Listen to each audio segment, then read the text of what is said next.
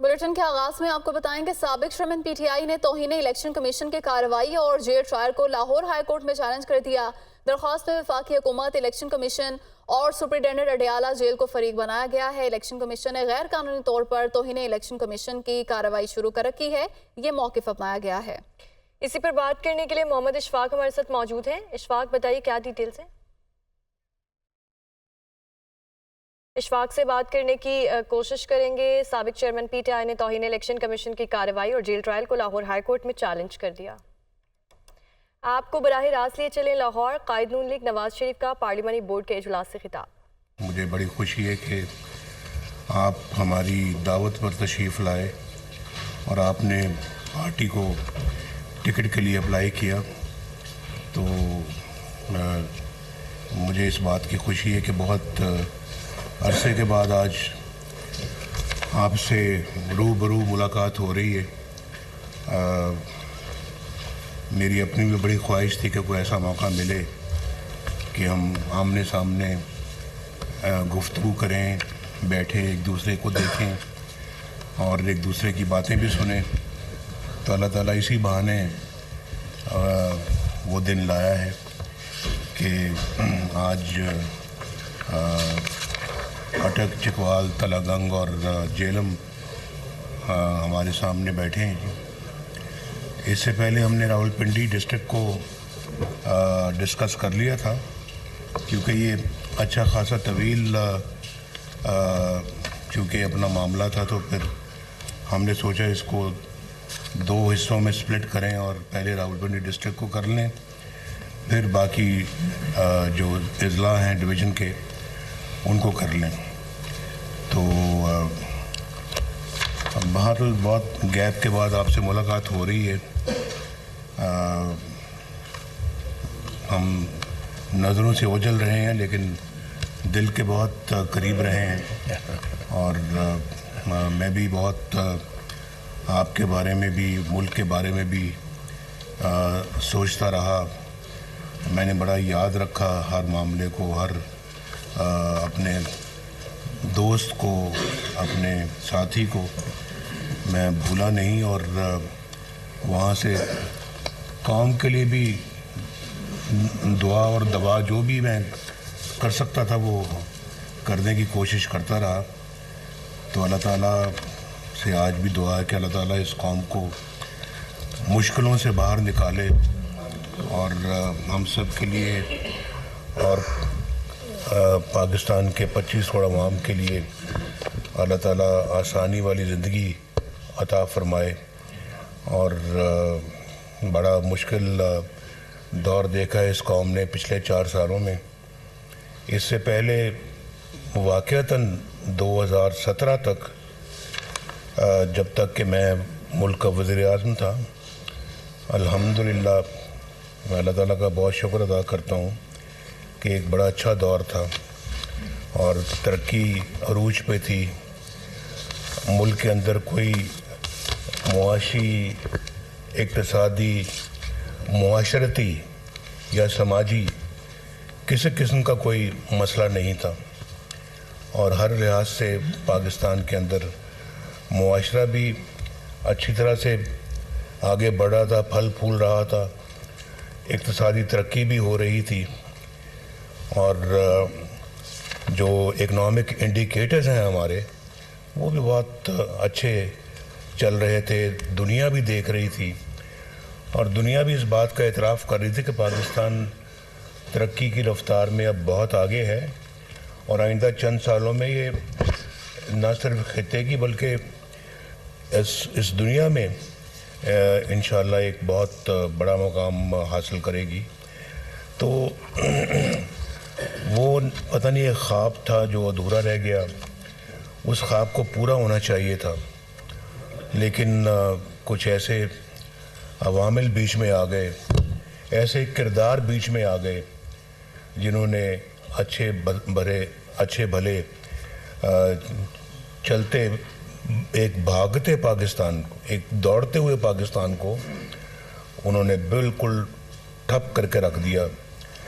اور آپ نے دیکھا کہ اکانومی بھی ہماری اسی وقت سے जो है ना वो नीचे की तरफ जा रही है, चली गई। उसी वक्त से हमारा जो है वो इक़्तिसादी तरक्की भी हमारी बिल्कुल बंद हो गई। उसी वक्त से जीडीपी रेट जो हमारा जो है ग्रोथ रेट जो है वो भी नीचे गिर गया। और फिर उसी दिन से हमारा रुपया भी जो है वो कमज़ोर होना शुरू हो गया। और उस वक्त आप देखें ना 4 साल रुपया एक जगह पे रहा है और उसमें अपना कोई कमी बेशी नहीं आई। 4 साल, आज तो 4-4 घंटे बाद, उसके बाद 4-4 घंटे बाद रुपया जो है ना अपनी जगह से हिलता रहा। और जब ये करेंसी आपकी डिस्टेबलाइज होती है तो फिर आपकी हर चीज़ डिस्टेबलाइज होनी शुरू हो जाती है। आज अगर गरीबों के लिए महंगाई इस मुल्क के अंदर अगर है, अब पाकिस्तान के अवाम के लिए, उसकी बुनियादी वजह यही है कि आपकी इकॉनमी मिस मैनेज हुई। और ये सही आप इसका इदराक करें कि मिस मैनेजमेंट कब से शुरू हुई है। ये 2019 से शुरू हुई और फिर शहबाज साहब ने कब लिया अपने 2022 तक तो बहुत ज़्यादा जो है वो गिरावट हो गई थी हर चीज़ में। 2022 तक तो हर चीज़ का बट्टा बैठ गया था और उसको ना आके तो ये अपना संभालते तो मुल्क डिफ़ॉल्ट हो चुका था। तो मुझे समझ नहीं आती कि यानी इस तरह के अनाड़ी के हाथ में इस मुल्क की बागदौड़ कैसे सपुर्द कर दी जाती है, कैसे दे दी जाती है। एक अच्छे भले लोगों से, अच्छी भली हुकूमत से आप अपने इख्तियार दे के एक अनाड़ी के हाथ में दे दें। और ये आपने आपकी आंखों ने देखा है 2013 से लेके 2017 तक जब मुस्लिम लीग नून की गवर्नमेंट थी, नवाज शरीफ वज़ीर आज़म था, तो मुल्क तरक्की की रफ्तार में कैसे दौड़ रहा था, पूरी कौम ने देखा है। और उस वक्त ये बातें हो रही थी 2017 में, हालांकि इलेक्शन 2018 में होना था, मैं जब वज़ीर आज़म था, कि जी अगली टर्म भी PMLN जीत रही है। ये 2016-17 में ये बातें शुरू हो गई थी और हमने 2013 में ये शहबाज साहब भी, ये बाकी साहबान भी, डार साहब भी, मैं नाम सबके नहीं लेता, बहुत सारे हजरात ने मुझे कहा जी कि आप बस इलेक्शन की कैंपेन में 2013 में आप कहें जी हम बिजली जल्द से जल्द लेके आएंगे, लोड शेडिंग का जल्द से जल्द ख़ात्मा करेंगे। और आप कह दें, आप 6 महीने कह दें, आप 1 साल कह दें। तो मैंने कहा भाई ना 6 महीने में ये मुमकिन है, ना ये 1 साल में मुमकिन है, इसको वक्त लगेगा। और मैं ऐसी कोई बात कभी नहीं कहूँगा और ना मैं कहने का आदी हूँ जो मैं समझता हूँ कि ये मुमकिन नहीं है, मैं कैसे कह दूँ। तो मैंने इलेक्शन में फ़ैसला किया कि मैं लोगों के साथ सच बोलूँ और मैं कोई उनको चक्करबाजी ना करूँ, सबज़बाग ना दिखाऊँ, कोई धोखा फ़रेब फ्रॉड ना करूँ। मैं उनको कहूँ कि मैं अपने दौर में, हम अपने 5 साला दौर में इंशाल्लाह इस लोड शेडिंग का ख़ात्मा करेंगे। मुझे कहने लगे नहीं ये तो बहुत लोग मायूस हो जाएंगे, वो कहेंगे ये तो 5 साल लग जाएंगे, हमें मज़ीद कोई इंतज़ार नहीं करेगा। मैंने कहा फिर जो काम मैं 5 साल से पहले समझता हूँ कि नहीं हो सकता तो मैं कैसे कहूँ, मैं नहीं कह सकता। मेरी अपनी भी कोई क्रेडिबिलिटी है, क्रेडिबिलिटी का सवाल है, तो इन्हीं चीज़ों से क्रेडिबिलिटी बनती भी है और बिगड़ती भी है। तो मैं ऐसा कोई बात या कोई ऐसा कोई काम नहीं करूँगा जिससे क्रेडिबिलिटी हमारी जो है ना वो ख़त्म होकर रह जाए या स्टेक पे आए। तो मैंने कहा, इलेक्शनों में कह दिया मैंने कि जी हम 5 साल में अपने इस दौर में करेंगे। तो अल्हम्दुलिल्लाह लोगों ने वोट दिया, लोगों ने हमारी साबका कारकर्दगी की बिना पे वोट दिया और हर दफ़ा अल्लाह के फजल करम से हम आए, हमने अच्छे अच्छे काम किए, मुल्क व कौम की तरक्की वाले काम किए और हर दफ़ा हमें निकाल दिया गया। کیوں نکال دیا گیا؟ کم از کم مجھے پتہ لگنا چاہیے کہ 1993 میں کیوں نکالا گیا، مجھے پتہ لگنا چاہیے کہ 1999 میں کیوں نکالا گیا، کہ ہم نے جو ہے وہ معاملات کو صحیح طرح سنبھالا اور ہم نے اپنا کہا کہ ہم یہ کارگل میں لڑائی نہیں ہونی چاہیے تھی، اس لیے نکال دیا، اس لیے نکالا ہے۔ ہم صحیح تھے، آج وقت ثابت کر رہا ہے کہ ہم صحیح تھے، ہم نے صحیح کام کیا تھا، وہ فیصلہ بھی ہمارا صحیح تھا۔ اور ہم اپنا ملک کے لیے جب ملک کی بات آتی ہے تو پاکستان کی سلامتی کی بات آتی ہے، پاکستان کی عزت کی بات آتی ہے، وقار کو بلند کرنے کی بات آتی ہے، ہم پیچھے نہیں ہٹتے۔ ہم نے آگے بڑھ کے ایٹمی دھماکے بھی کیے، چاہے وہ دنیا کو پسند آئے یا نہیں آئے، لیکن پاکستان تو اللہ کے فضل و کرم سے مضبوط ہو گیا اور محفوظ ہو گیا۔ آج کسی کی جرت نہیں ہے کہ وہ خدا نہ خواستہ آپ کے اوپر چڑھ دوڑے یا آپ کو میلی آنکھ سے دیکھے۔ تو ہم نے ہر فرنٹ میں اپنی خدمت کی انجام دی ہے، چاہے وہ اقتصادی ہے، چاہے وہ معاشی ہے، چاہے وہ دفاعی ہے، اور چاہے وہ ہماری فارن افیئرز ہے۔ ہمارے دور میں انڈیا کے 2 وزیر اعظم یہاں پاکستان تشریف لائے، مودی صاحب اور واجپئی صاحب۔ اس سے پہلے کب کبھی کوئی آیا تھا؟ پتہ لگنا چاہیے کہ کب کبھی کوئی آیا تھا۔ یہ بھی ایک صرف اقتصادی اور جو معاشی ترقی کی بات نہیں ہوتی، ہر شعبے میں آپ کو کارکردگی دکھانی پڑتی ہے اور دکھانی چاہیے۔ اور یہ کیسے ممکن ہے کہ آپ کے جو ہے وہ ہمسائے تو آپ سے ناراض ہوں یا آپ ان سے ناراض ہوں، اور اس ناراضگی کے اندر آپ رہ کے تو آپ دنیا میں کوئی مقام حاصل کریں؟ آپ اپنے معاملات کو ہمیں انڈیا کے ساتھ بھی ٹھیک کرنا ہے، اپنے معاملات کو ہم نے افغانستان کے ساتھ بھی ٹھیک کرنا ہے، ہم نے اپنے معاملات کو ایران کے ساتھ بھی مضبوط کرنا ہے، ہم نے اپنے معاملات کو جو ہے وہ چائنا کے ساتھ اور زیادہ بہتر کرنا ہے اور مضبوط کرنا ہے۔ یہاں تو ہمارے پیچھے سی پیک کو بھی سیبوٹاج کرنے کی کوشش کی گئی، اور جو سی پیک خود مجھے آ کے چائنا کے پریزیڈنٹ نے کہا، انہوں نے شی پنگ نے، تو انہوں نے مجھے خود آ کے کہا کہ Mister Nawaz Sharif, this is a gift for you from China. تو اب اس سے بڑی اعزاز کی کیا بات ہو سکتی ہے؟ اس کو سیبوٹاج کرنے کی انہوں نے کوشش کی۔ اس اپنا پروگرام میں کتنے بڑے منصوبے پاکستان میں لگے، اور ہم نے یہاں پہ، میں ایک چھوٹی سی پھر دوبارہ مثال دیتا ہوں، پچھلے 70-50 سال سے یہ باتیں ہو رہی تھیں کہ ملک میں کوئلہ ہے، اس کوئلے سے ہمیں بجلی بنانی چاہیے اور اس کوئلے کا استعمال ہونا چاہیے، پاکستان کی اپنی معدنیات ہے، اپنی دولت ہے۔ تو باتیں ہی باتیں ہوتی رہیں، کبھی کسی نے کیا کچھ نہیں۔ اور کوئلہ بنانے کے لیے ہم نے فرنس آئل باہر سے امپورٹ کرنا زیادہ مناسب اور زیادہ جائز سمجھا۔ فارن ایکسچینج خرچ کر کے کو ہم فرنس آئل لا رہے ہیں اور اس کو جلا کر ہم اپنا بجلی بنا رہے ہیں، اتنا مہنگا تیل سے ہم اس کو چلاتے رہے، فرنس آئل سے چلاتے رہے، اور اس کے بعد ہم نے نہ زیادہ توجہ دی اپنے یہ اس پہ ڈیمز بنانے پہ، نہ بجلی پہ کوئی توجہ دی، نہ کسی اور اپنا، نہ سولر پہ اتنی کوئی لیٹ توجہ دی۔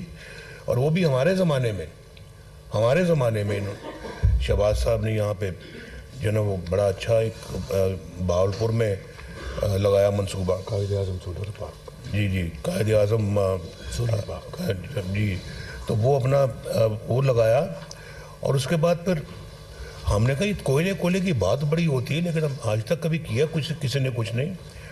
تو ہم نے اپنے زمانے میں اس کوئلے کی کان کو کھودا، اس میں سے کوئلہ نکالا، ایک تو وہ منصوبہ لگایا ہم نے، اوپر سے پھر بجلی کا منصوبہ وہاں لگایا، جو آج چل رہے ہیں منصوبے، آج بجلی پروڈیوس کر رہے ہیں وہ پاکستان کے لیے، اور وہاں وہ پروجیکٹ لگنے چاہیے۔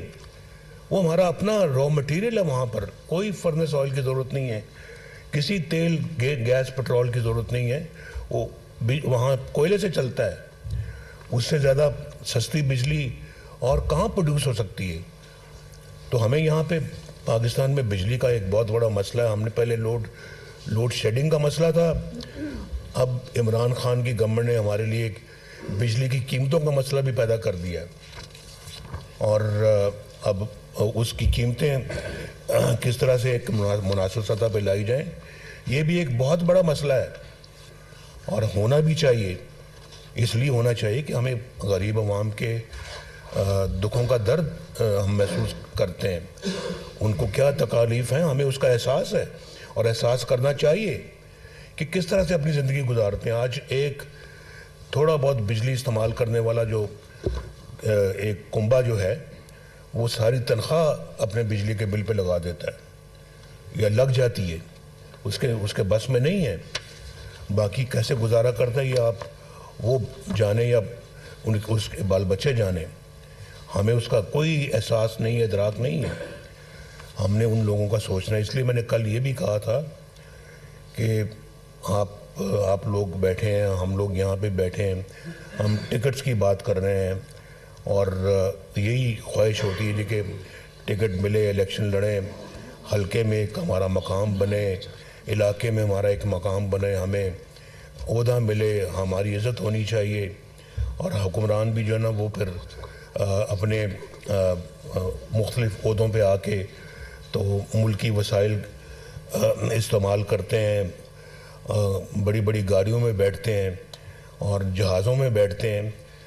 بھائی یہ سب چیزیں جو نا یہ بعد کی باتیں ہیں. پہلا ہمارا جو ہے وہ مقصد اور جو سیاست میں آنے کا وہ یہ ہونا چاہیے کہ ہم آ کے اپنے ملک کے، اپنے عوام کے مسائل حل کریں، اس ملک سے غربت دور کریں، اس ملک سے بے روزگاری دور کریں، اس ملک سے جہالت دور کریں، پسماندگی دور کریں. یہ ہمارا سب سے پہلا ہدف ہونا چاہیے. بعد میں اپنے ذاتی جو ہے وہ وقار اور اپنی ذاتی عزت کی بات ہونی چاہیے.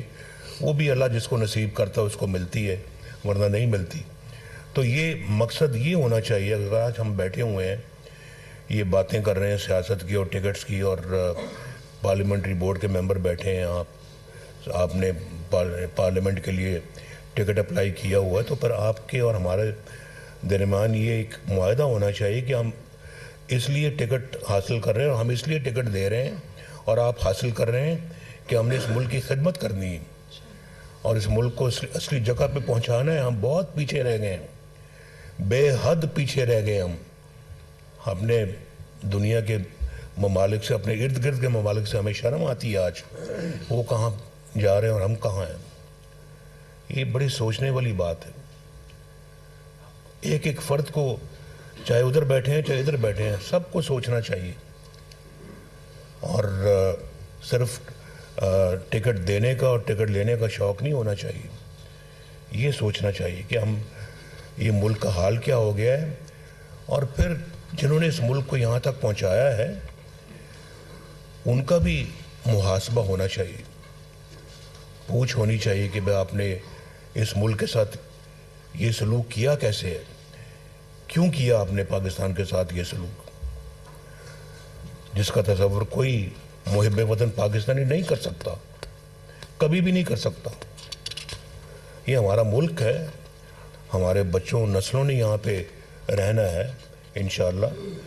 تو کم از کم ہم ان کے لیے کم از کم اچھا ملک تو چھوڑ کے جائیں. یہ سوچنے والی باتیں ہیں. یہ آپ ضرور جائیں گے گھر، سوچیں اس پہ، اور جب تک آپ الیکشن لڑتے ہیں ضرور روز سونے سے پہلے اس پہ 5 منٹ غور کیا کریں جو میں بات کر رہا ہوں. جی پھر آپ اس جذبے کے ساتھ اگر آئیں گے نا، ٹکٹ بھی ملا ہوگا آپ کو، الیکشن لڑیں گے، کامیاب ہوں گے، اللہ تعالیٰ آپ کے ہر کام میں برکت ڈالے گا، ہر قدم پہ اللہ تعالیٰ آپ کو نوازے گا. تو یہ انشاءاللہ یہ راستہ یہی ہے ملک کو ٹھیک کرنے کا، اور کوئی راستہ نہیں ہے.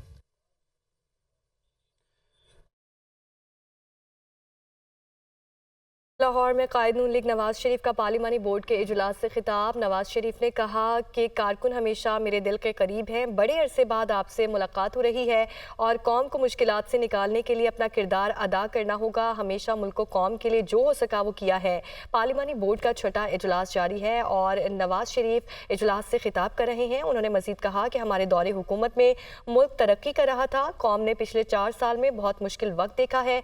2022 में हर चीज़ का भट्टा बैठ गया। एक अनाड़ी के हाथ में मुल्क को क्यों दिया गया? जो ख्वाब अधूरा रह गया था उस ख्वाब को पूरा किया जाएगा। आपको बता रहे हैं कि लाहौर में कायद नून लीग नवाज शरीफ का पार्लिमानी बोर्ड के इजलास से खिताब और बड़े अरसे बाद उन्होंने कहा कि आपसे मुलाकात हो रही है। एक अनाड़ी के हाथ में मुल्क की बाग दौड़ दे दी गई। हमारे दौर में तरक्की उरूज पर थी, हमें पता लगना चाहिए हमें क्यों निकाला गया। साबिक भारतीय वज़ीर आज़म वाजपेयी खुद चलकर लाहौर आए। नवाज शरीफ ने मज़ीद कहा कि हमसायों से नाराज़ रहकर मामलात ठीक नहीं हो सकते। लाहौर में कायद नून लीग नवाज शरीफ का पार्लिमानी बोर्ड के इजलास से खिताब। लाहौर में कायद नून लीग नवाज शरीफ ने पार्लिमानी बोर्ड के इजलास से खिताब किया। उन्होंने कहा कि हमेशा मुल्क कौम के लिए जो हो सका वो किया। आवाम ने पिछले 4 साल बहुत मुश्किल वक्त देखा है।